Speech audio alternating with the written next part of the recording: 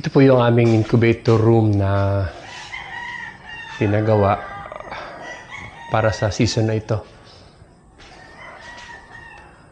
Ito po yung aming hatcher,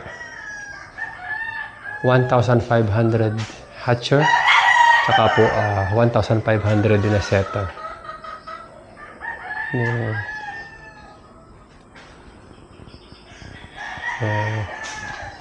Nagre-ready na po tayo para sa breeding season.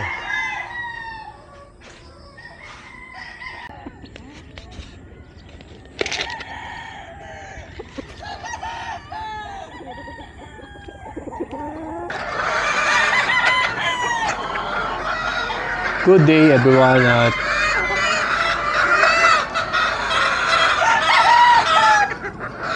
Po yung mga pullets na pina-prime namin for this year's breeding season.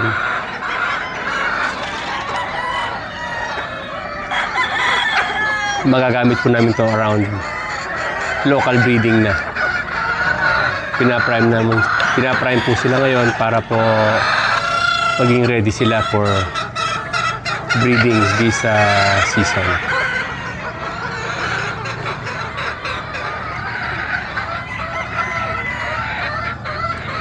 In a while po, pakita po namin sa inyo yung some of our breeding pens for local breeding.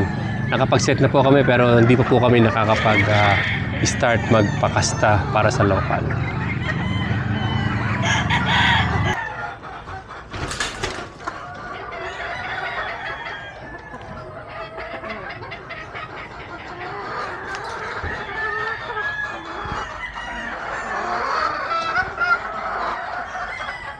Golden Boy sweaters.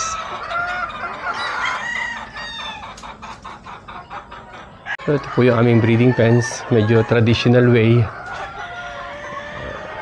Pakita ko lang po sa inyo yung some of the pullets na gamit namin for this season. These are Gary Gilliam Roundheads. Lahat po ito ay magkakapatid usually sa isang pen. Actually po, from the beginning, minsan they can be as many as 5, pero minsan nag-aaway-away, so babawasan po sila unti-unti until mag-settle down sila. Ito naman po yung mga Gilmore hatch namin. This pen po is for pen number 25.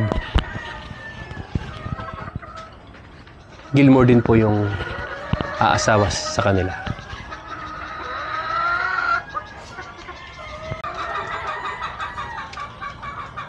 Sa sweater pullets, mga 226 po ito. Full sister.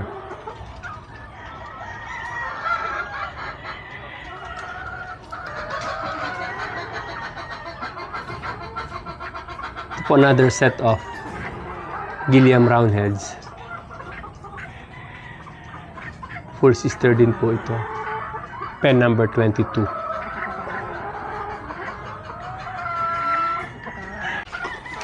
Ito po full sister, sweater easels.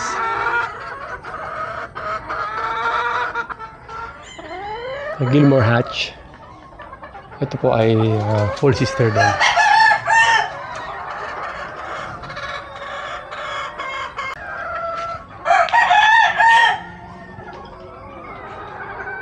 Ito naman po Larry Romero Grays.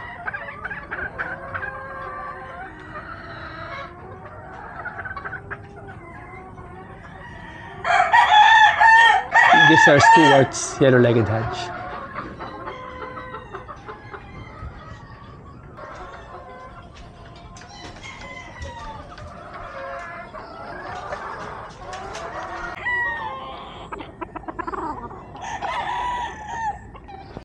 Ito po isang imported Asil broodcock around maybe 6 years old.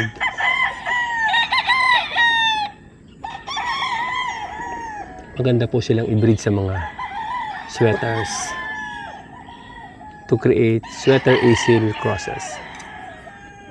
So, try po namin ipakita sa inyo yung ilan sa aming mga materyales na gagamitin for this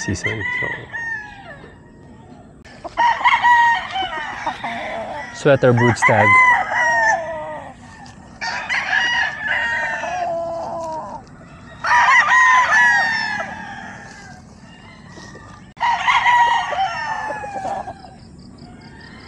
Ito po isa sa mga imported sweater na dumating sa amin for this season. Imported po ito, galing US.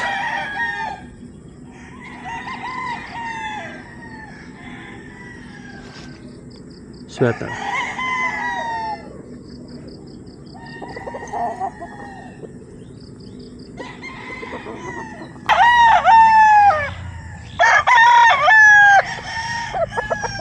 So, yun po ang ilan sa mga materials namin. Ito po ay isang Larry Romero's gray. So, in the coming days po, I'll try to update you more sa magkaroon po kami ng time para makapag-upload po ulit ng videos. So, maraming po salamat at have a nice day.